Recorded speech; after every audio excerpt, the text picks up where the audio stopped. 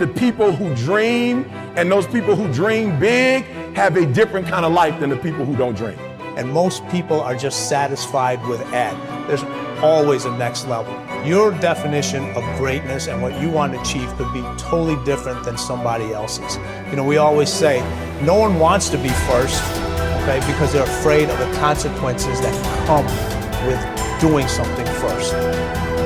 If you're not getting the results you want from your dream, then examine your motivation. Give yourself something to work towards constantly. Take charge of your emotions. Don't let someone else choose them for you. If you're not going to do everything that is necessary to get where you want to be in your life, why even bother? Sounds harsh, doesn't it? Makes you wonder, why am I saying exactly what I just said? Because the time is now for you to recognize that there is no time to be feeling pity about your discussions and what it is that you having inside yourself.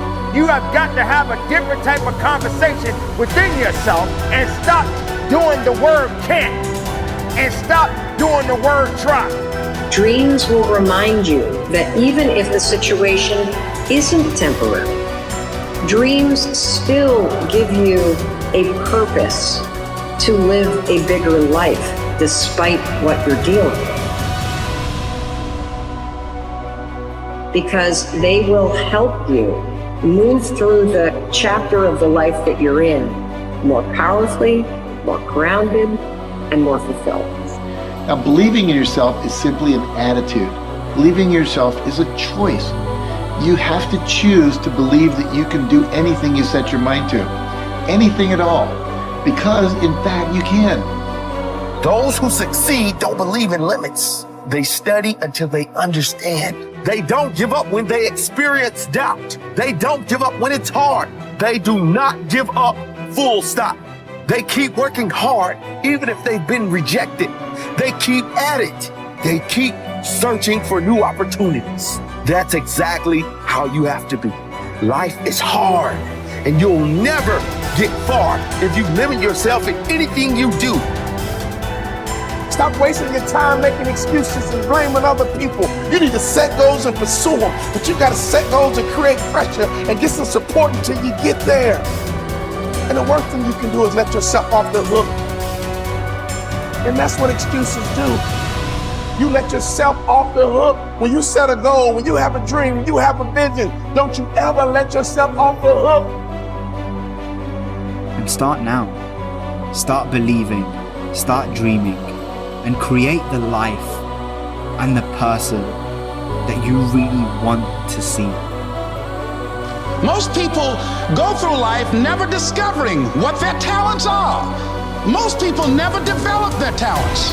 They have skills and abilities, but if you don't nurture them, if you don't develop them, they will never serve you. Your gifts can take you many places if you develop your gifts. Most of us don't like to do those things that come easy to us. I've always loved to talk to people. I decided, taking this advice, to develop my skills as a speaker. And my gift has developed and it's taken me many places. You have something that you brought to the universe. And that if you decide that my life deserves my developing this, what I do well, and becoming the best at it, and mastering myself, and seeing what I have within me, if you decide to drop your buckets where you are and develop your gifts, I grant you, you'll never ever be without. I grant you that your gifts will take you places that will literally amaze you. I grant you that if you begin to work to develop your gifts, you'll develop a strong sense of happiness. You'll get a larger vision of yourself, because part of beginning to get a larger vision of yourself, all of us need some area of our lives where we can have a feeling of competence. That people know when they think about this area, that's something you do. That you eat and sleep that.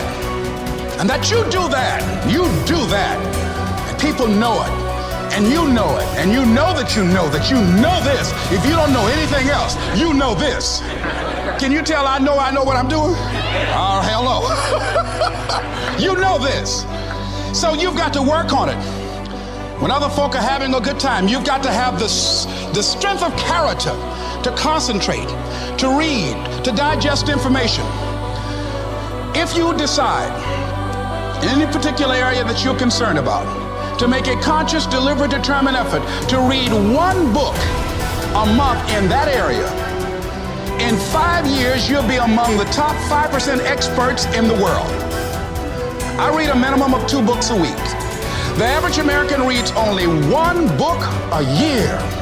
If you decide that area that you love, that you are going to master that particular area, in this era of accelerated change, overwhelming complexity, and tremendous competition, as you begin to develop and expand your skills and your talents and your vision of yourself, you will always be in control of your destiny. It is in the nature of things that some people will be more successful and happier than others. Some people will make more money, have better lives, enjoy greater fulfillment and satisfaction, have happier relationships, and contribute more to their communities. Others will not. The most important single quality that you can develop in a time of rapid change is the quality of flexibility. The opposite of flexible thinking is fixed or mechanical thinking. The opposite of approaching life with an open mind is to react automatically and predictably in every situation. The opposite of flexibility is an unwillingness to change in the face of new information or circumstances. The quality of flexibility is therefore essential if you want to do and have more than the average person. Today, perhaps the most important factor affecting your life is the speed of change. We are living in an age where change is taking place at a faster rate than ever before in human history. And if anything, the rate of change is increasing, year by year. Change today is not only faster, but it is also discontinuous, not following a straight line, but starting, stopping, and going off in unpredictable directions. Change is coming at us from all sides in so many different ways that it is often impossible to anticipate what might happen next. By its very nature, change is unpredictable, often forcing us to scrap our very best plans and ideas overnight as the result of a completely new and unexpected development coming from a new and unexpected direction. As a result, we have to remain flexible in our thinking and in our possible courses of action. You must learn to say to remain flexible is, I made a mistake. It is amazing how much time, energy, and money is wasted because someone's ego is so large that they will not admit they have made a mistake, even one that is obvious to everyone around them. Once you say, I was wrong or I made a mistake, the issue is largely over. From then on, everybody can get on with resolving the problem or achieving the goal. But as long as a key person is unwilling to admit that he or she has taken the wrong course, everything comes to a stop. We have seen this repeatedly in national politics, where the failure of a single person to admit a mistake or blunder has led to tremendous waste of time and energy for everyone involved, and often for the entire nation. Here is the most important rule of flexibility. Be clear about your goal, but be flexible about the process of achieving it. Always be open to the influence of your superconscious mind. Remain sensitive to the possibility of serendipitous and synchronous events. Be open to ideas, inspirations, and inputs from other people. In the New Testament, Jesus said, you must become like a little child if you would enter into the kingdom of heaven. One interpretation of these words is that you must remain open-minded, flexible, calm, confident, and curious if you want to be able to recognize new opportunities and possibilities as they open up around you on your journey toward your goal. Resolve to remain flexible and open no matter what happens. Remember, there is almost always a better way to accomplish any task or to achieve any goal. Your aim should be to be alert and aware to what it might be, to find it and then to take action in that new direction as quickly as possible. This will ensure that you inevitably reach your goal, sometimes in the most unexpected and surprising ways. You see, you can have anything you want in life if you want it badly enough and are willing to pay the price. Now, the rules regarding the price of success are simple. There's just 2 of them. Number 1 is you always have to pay full price for success. And number 2 is you always have to pay in advance. Now here are some key points on goals, and please remember these. The first key point is that your ability to set goals and to make plans for their accomplishment is the master skill of success. The development of this skill requires continual practice and serious personal work, something that only the top 5% will discipline themselves to do.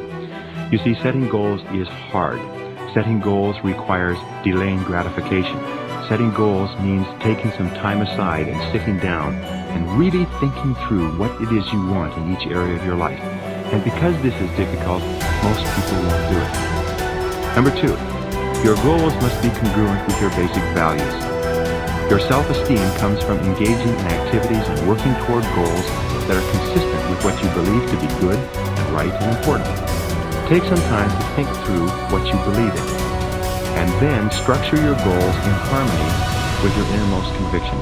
What are your basic values in life? What would you live for? What would you fight for? What would you sacrifice for? What would you die for? What are the most important things to you in life? And are your goals, are your daily activities congruent with those values? Now, one of the things we know about high-achieving men and women is that they're very clear about what it is they believe in. And one of the things that we know about underachievers and failures is that they're very vague about what it is they believe in. Because when you know what your values are, then it's quite easy for you to make the critical decisions in your life. But if you don't know what your values are, or if you've never taken the time to think them through, then you will toss with the wind and you'll go whichever way the wind blows on almost any area of decision.